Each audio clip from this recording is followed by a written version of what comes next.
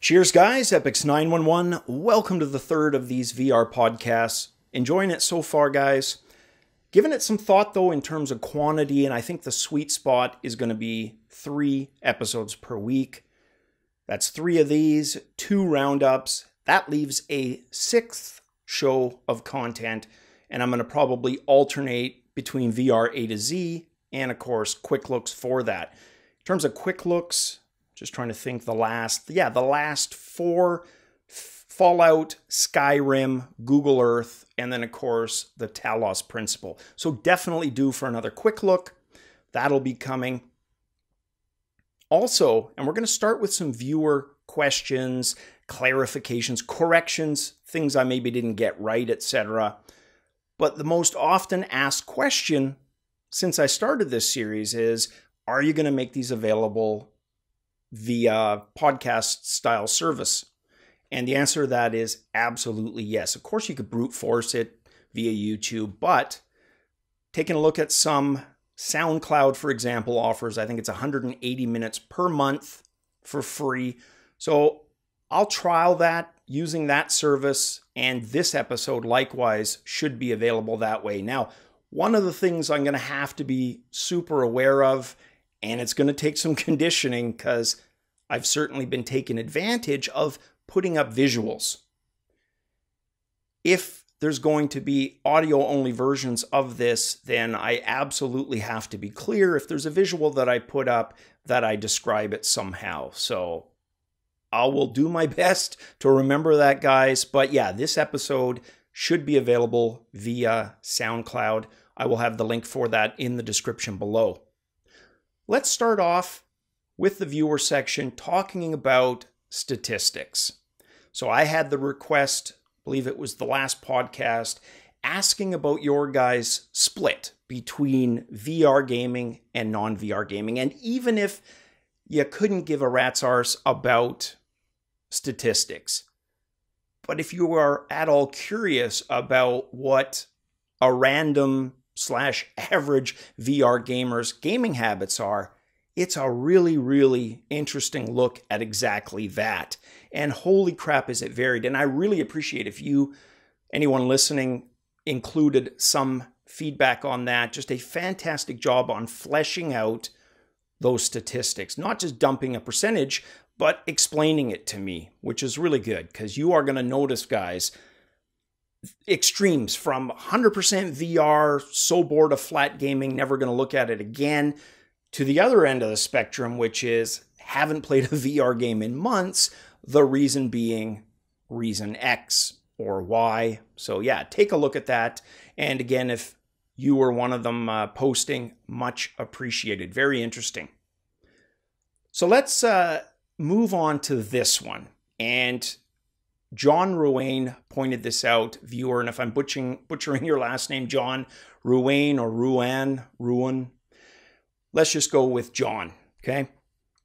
Pointed out what I have to say would be the Captain Obvious statement of the month, if it weren't for the fact that every freaking person missed it, including me. And what I'm talking about the TPCAST Plus. When I was prepping for the show, I kept telling myself, making mental notes, Epix, make sure you point out that David Jagno, one of the writers / VR guys at Upload VR, he tried it. Make sure you point out that the battery pack being situated on the head had issues, namely a wobble anytime he would pivot. Well, I didn't forget. I mentioned it. John sends me a comment in the comment section saying, why the hell would you want to put a freaking lithium ion battery pack on your head?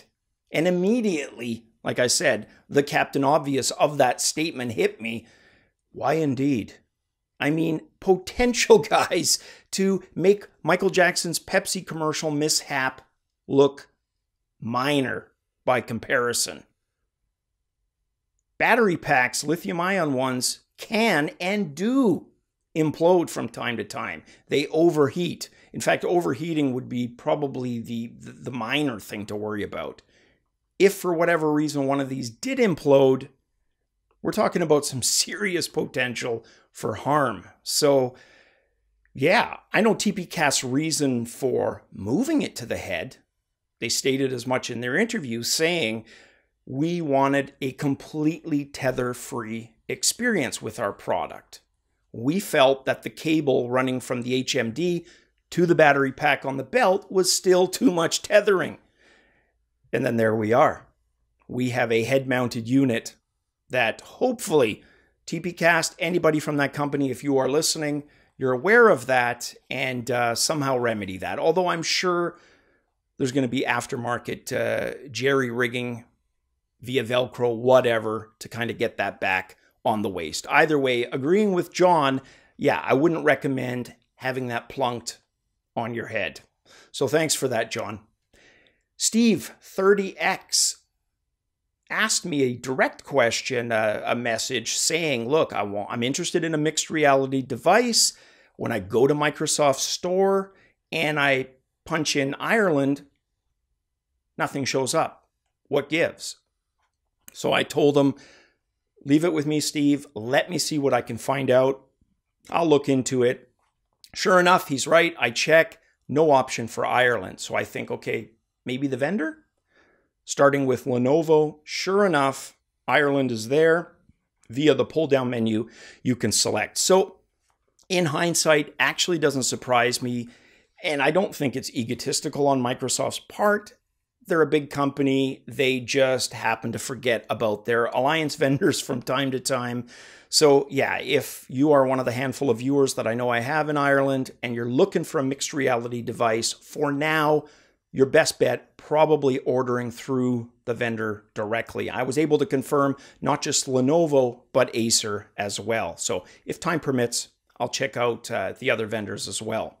So yeah, thanks for that, Steve. And again, make sure you check. If you're in a country that you don't think offers it via Microsoft Store, go to the vendor site. And then Andy Sky, longtime viewer, I'm pretty sure back to day one of me switching to VR content. He had a comment, Epics, what's up with ignoring TriDef? You talk about Vorpex's cinema mode being fantastic and, in your opinion, better than big screen. What about TriDef? So I said, yeah, what about TriDef? Haven't heard of these guys. And that's the thing, guys. As much research as I do, as much as I look into things and, watch or read, I'm going to miss stuff. I certainly missed this one. And if I did talk about it once upon a time, completely forgotten about it. So sure enough, I look into it and he indicated this as well. There's a 7-day free trial. So if you like playing your VR games with a cinema mode, head on over to TriDef's website, download the software, have a 7-day trial, and try it out. According to Andy, it's better than both those other options, namely the cinema mode and, of course, big screen's version of that. So thank you as well, Andy. All right, next up, and it's probably going to be the case for the next few, CES still underway, lots of activity there. Finding out today that the Vive Pro, so this was a statement from HTC, not going to ship with Knuckles controllers. Instead, they are going to opt for an improved Vive wand. So think of it as a wand 2.0. And the reason, according to HTC in their response, was that the Knuckles project / prototypes that we've been seeing are firmly Valve projects. In other words, Valve is responsible for that. It's not part of the team up between themselves, HTC, and Valve. So that's good to know. And got me thinking, probably, if that's the case, there's going to be a real emphasis on OpenVR, and we're likely going to have Knuckles controllers compatible with, at the end of the day, more than just the Vive controller. Likely the Rifts as well, a substitute, and or Windows mixed reality units. I really think, and based on how Valve has been to date, they certainly haven't been kind of xenophobic and steering away from other solutions. They have been inclusive. That might just be the case. So if I can find out, guys, I'll let you know. But that would be awesome if I could use those Knuckles controllers for Steam games. And let's face it, there's a lot of us, most of our VR gaming, even with Rift, is done through Steam. I know 90% of my stuff is through Steam rather than Oculus Home, for the simple reason that a lot of times I want to be able to compare the Rift experience with the Vive experience. Next topic. This one is interesting because from the beginning of VR's ramp up and launch onto the market, I talked about attrition, that there are going to be victors and there are going to be the vanquished, the defeated. Some of them are going to go bankrupt. For whatever reason, there will be companies that fall to the wayside. And my gut tells me what we've seen the last 6 months is going to extend into 2018. And I'm talking about mobile VR's decline, at least its current incarnation. There are several solutions, but mobile VR has a bit of an identity crisis. Its biggest differentiator was wireless. And several weeks ago, some people chuckled when I said, or disagreed, when I said 2018 was gonna be focused on wireless VR. And certainly, if you look at CES, that would seem to be an accurate statement. And I'm guessing we're still going to see more. But back to mobile VR. So when you think of the Rift and the Vive and PlayStation VR, there's kind of the unspoken connection to games in general on that platform. So when you think Rift, when you think Vive, you think PC games. When you think PlayStation VR, you think of Sony's catalog, not just in potential games, candidates that become VR.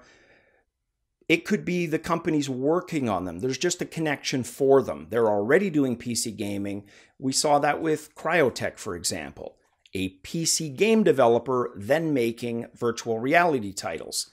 Sadly pulled out, but when they were, that was the situation.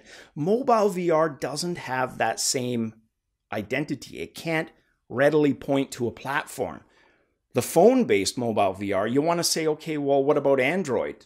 Well, what about Android? They're not really, I mean, they're Android phones. Take my Gear VR, for example. I'm holding up the Gear VR. I haven't used this thing in 8 months now. And the simple reason is I no longer have a phone compatible. When I worked for my previous company, I had a Galaxy, a Note, then went back to a Galaxy. It worked. Now I've got a Pixel XL, and this device is essentially useless. I could get a Google Daydream, but then I'm out more money, and that doesn't really solve the problem. Sure, it's got a dozen plus phones that are compatible, but that same identity crisis. It's just, you don't readily associate it. I know there's 200 plus applications for it, but it's suffering from not having that relationship that just quickly kind of comes to mind. And now the wireless part of their identity is being chipped away at. What's left for mobile VR? Sure, there's the Qualcomm Snapdragon variants. Lenovo, for example, showcasing one. You've eliminated the phone issue, but you still have the gaming identity issue and the wireless not being an advantage. Now, earlier I said current incarnation. Mobile VR may very well figure something out. But I think right now, if they continue to proceed the way they've been proceeding, they're pretty much, not to be doom and gloom, but they are essentially doomed. I do believe that. I don't think there's enough justification, enough reason to get a mobile version with the emphasis on wireless. So it'll be interesting. I want to get your guys' thoughts on that. Am I completely off base with that? Do you agree? Let me know in the comments below, guys. But what about remedies? What could they do as a stopgap for now until they can come up with some new differentiators, some compelling reasons to get mobile VR? What can they do in the meantime?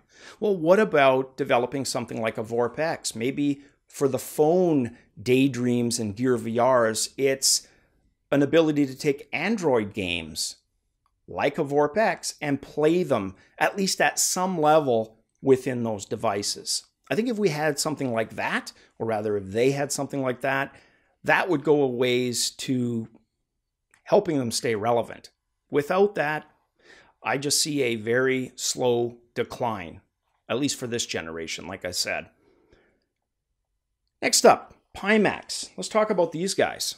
So Pimax, as of about 3 months ago, absolutely riding high, showing up at conferences with prototype demo devices that impress people. Survivor, fellow VR YouTuber, for example, he had roughly 30 to 60 minutes, half hour to an hour of playing with the Pimax, testing the tracking, and it was 2 thumbs up from him. I mean, there were some negatives, but they were minor, and tracking was certainly, according to him at the time, really, really accurate.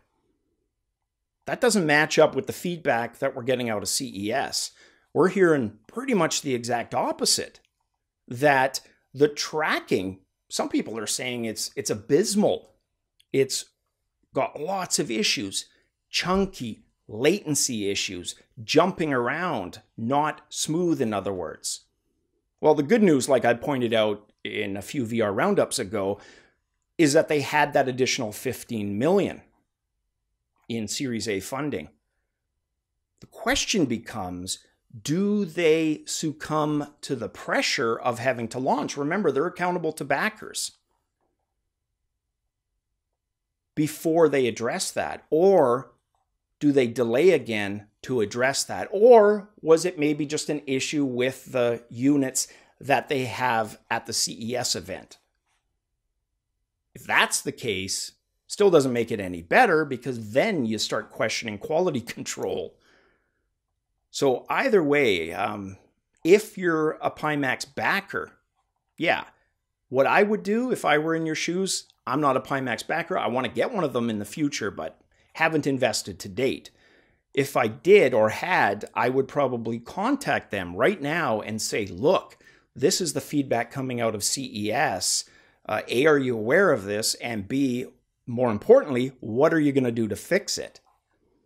There's also issues with graphical corruption. I don't know if that's tied into the latency issues or the tracking accuracy issues, but that's for them to fix. So yeah, if you're one of those people, highly recommend you email them, chat with them, phone them, whatever you need to do to shake the tree and point them to that as an issue that they need to fix.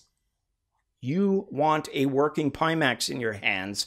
You don't want something that's going to give you grief on day one. There's enough time. Backers are going to understand if you go to them and say, look, something happened between X months ago and CES. We're going to figure it out and we're going to fix it. Would instill a lot more confidence than reacting to market pressure, right? Feeling that they have to come to market with a flawed device. That would not be the approach I would recommend to Pimax.